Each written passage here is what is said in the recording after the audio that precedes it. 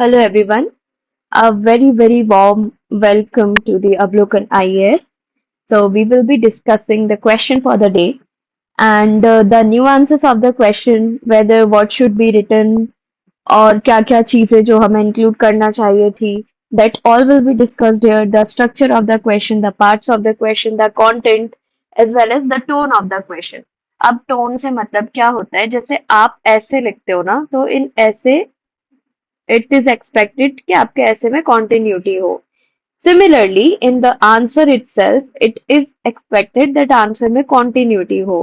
कहीं से भी कुछ उठाकर नहीं डाल देना. This is this is a very important nuance of the question that needs to be taken care of. Okay, so it is now. ये क्वेश्चन जो है वो टेलीग्राम ग्रुप पे डाला गया था, हमारे डेली आंसर राइटिंग वाले ग्रुप में.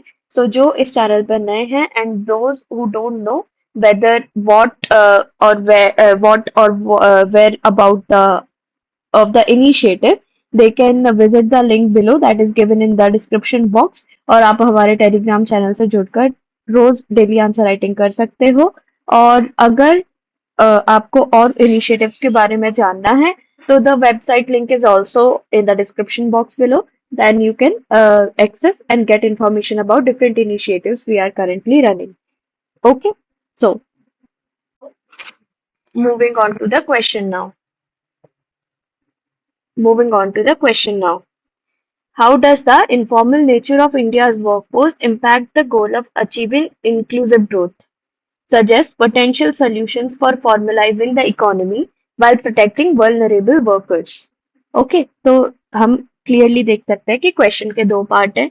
एक पार्ट यहाँ से यहाँ तक है कि क्या पूछ रहा है, informal nature of India's workforce impact कैसे कर रहा है अचीविंग इंक्लूसिव ग्रोथ के लिए.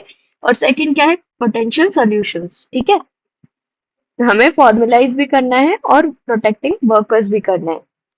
Okay, so there are various approaches to this answer. सबसे पहले हम इंट्रोडक्शन देखेंगे. India's workforce is predominantly informal with over 90% of workers engaged in informal employment. This extensive informality poses challenges to achieving inclusive growth as it often results in job insecurity, limited access to social security, and reduced productivity. ठीक है, ये हमने tone set कर दी basically introduction में कि what we are going to address, right. ठीक है, तो इतना हमने इंट्रोडक्शन में बता दिया. अब द थिंग इज, देखो मैं एक चीज बताती हूँ. यहाँ पर कहीं नहीं पूछा रीजंस के बारे में. But when you read the question, you can easily comprehend कि somewhere जो एग्जामिनर है, he or she is asking about कि ये जो बेसिकली इनफॉर्मल नेचर है उसका इम्पैक्ट पूछ रहा है. ठीक है, ओके. बट इम्पैक्ट के अलावा अगर आपके उसके रीजन नहीं लिखोगे तो वो हमेशा अधूरा ही कहलाएगा. तो this is the part, this is called hidden demand of the question. आपको ये पार्ट को एड्रेस करना ही है अगर आपको अच्छे से स्कोर करना है तो. ठीक है, तो there are various things that I have written. Reasons for large informal workforce क्या होगा, कॉस्ट कटिंग है बिजनेस की, low level of education and skills है, रेस्ट्रिक्टिव लेबर लॉज है, rapid urbanisation, rural urban migration. ये बेसिकली सेम पॉइंट्स हो गए, similar points हो गए, थोड़ा इसको देख लेना. And then limited access to formal employment opportunities because of course competition. अब यूपीएससी में भी हम इतने सारे लोग हैं जो आपस में compete कर रहे हैं, right. But not everyone get through it because of competition, है ना. तो फॉर्मल एम्प्लॉयमेंट नहीं मिलती.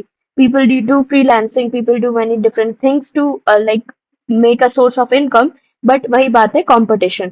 ठीक है, so this is the most important aspect of the question. ये आपको थोड़ा सा इसको हमेशा देख के चलना पड़ेगा कि hidden demand of the question क्या है, उसको आप ढंग से एड्रेस कर लो. Okay, moving to the first heading of the question. Okay, impact of informal workforce on inclusive growth. ठीक है, तो limited social security and welfare benefits. Okay, अब जो मेन डेटा है वो आप खुद पढ़ सकते हो. इसमें जो जो इम्पोर्टेंट चीज है मैं वो आपको बताती जाऊंगी, है ना. Informal workers access to essential welfare measures including provident funds, है ना, pension, health insurance, then maternity benefits which increase their vulnerability. Second, according to International Labour Organization, only 24% of India's workforce has social security coverage, which exacerbate economic inequality and social inclusion. ठीक है, data is important.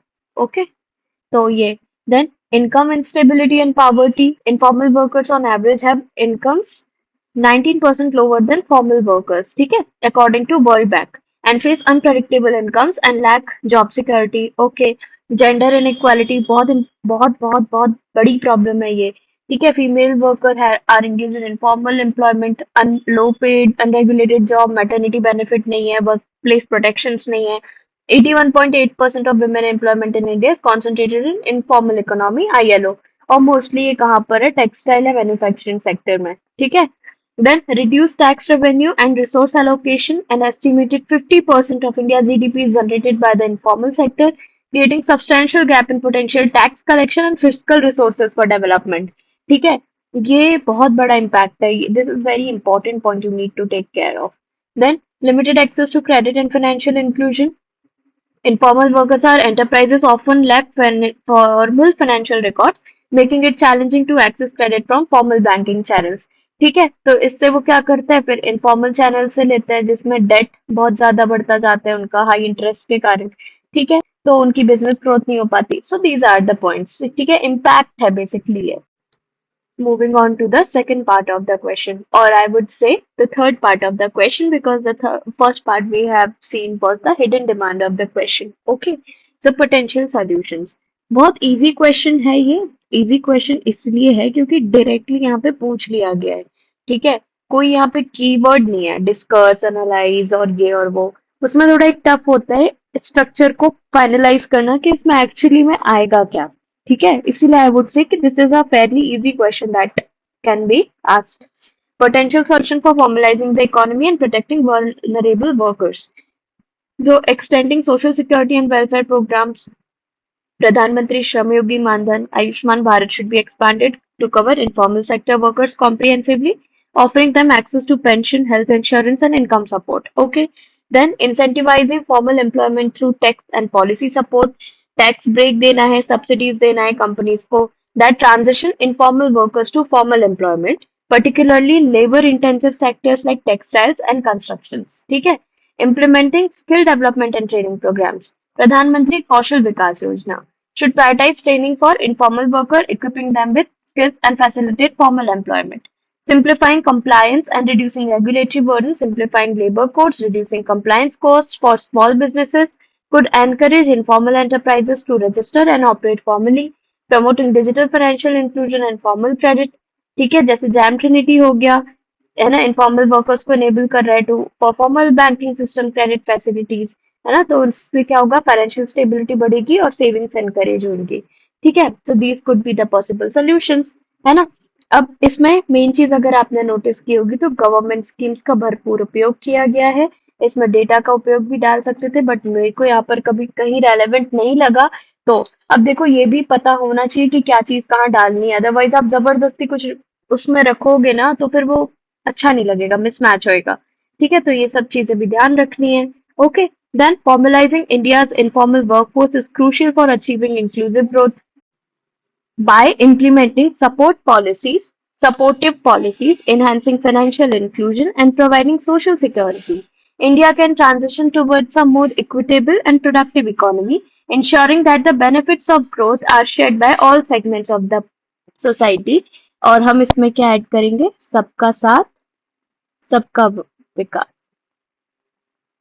ठीक है, और सबका विश्वास.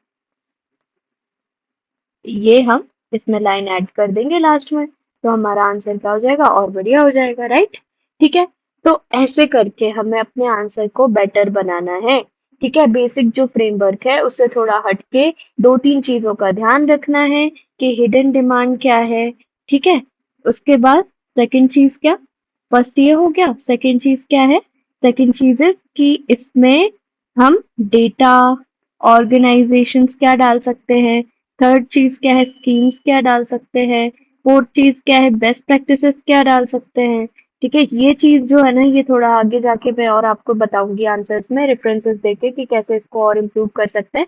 और fifth चीज क्या है, आप कंक्लूजन में कोई बढ़िया सा कीवर्ड डाल दो तो बस आपका काम खत्म है ना. ये चीज, और इसके अलावा एक और, अब मैं स्ट्रक्चर की अगर आपको बताऊं स्ट्रक्चर कैसे इम्प्रूव करना है, तो सबसे पहले तो आपको कीवर्ड पे फोकस करना है. ठीक है, अब यहाँ कोई इतना था नहीं. देन आपको presentation, presentation is very important. ये तो मैं आपको ब्लैक स्क्रीन पे पढ़ा रही हूँ है ना, बट आपको अपनी जो कॉपी है उसको और इंटरेस्टिंग बनाने के लिए इस टाइप का प्रेजेंटेशन यूज करना पड़ेगा।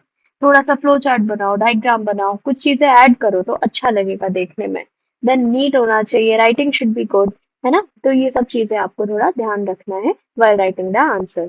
Okay, so this was a very productive session for you, I hope. और इसके अलावा कोई डाउट्स हो तो you can write in the comment section below, otherwise Telegram channel पर भी आप बोल सकते हो। So we will be there to answer your queries.